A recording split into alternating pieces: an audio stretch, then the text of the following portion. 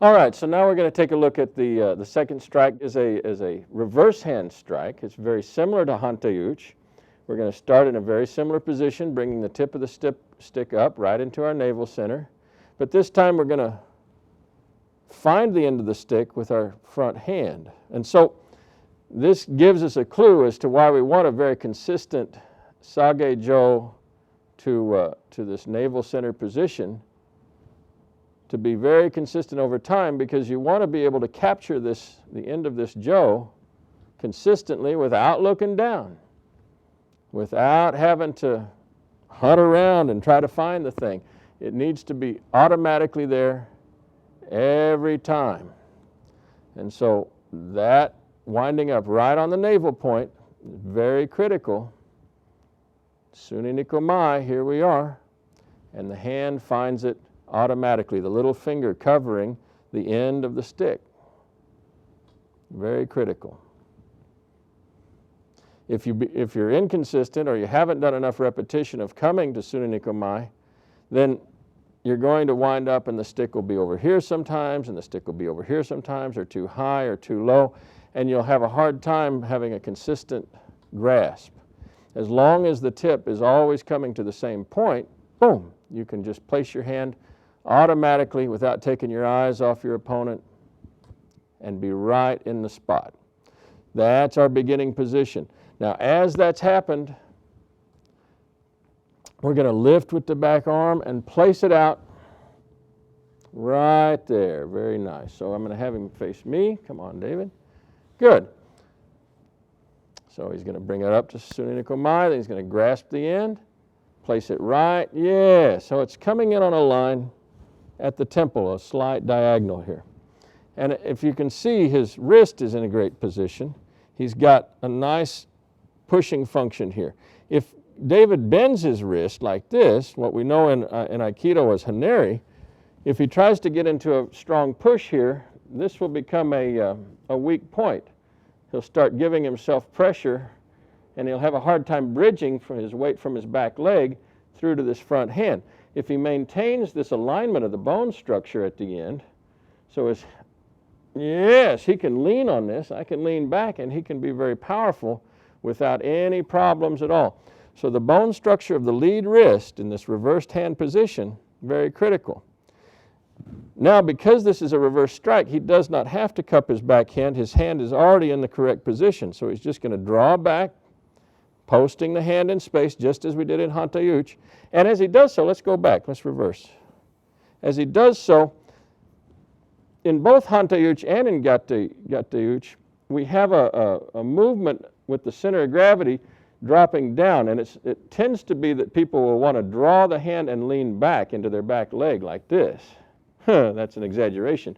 We don't want that. We want the center of gravity to drop straight down with both knees slightly bending.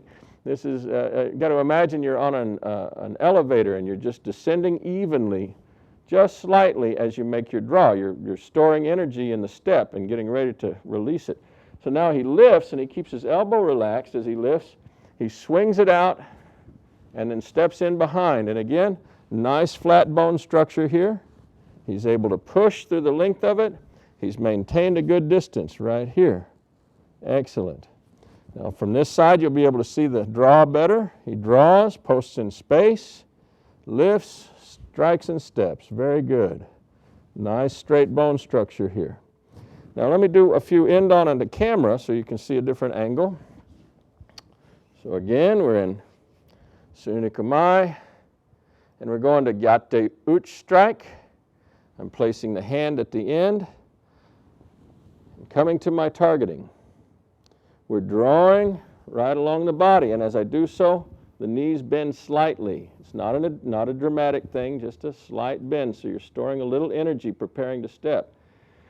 Lifting, this arm is very loose and relaxed, so you have the tightest range of motion you can get out of it, so you don't, if the arm is tight or you have a shoulder problem, maybe it has to come out wider, that's fine, just whatever your range of motion is. You're just shooting for the tightest range of motion you can get as this rises up and begins to project forward.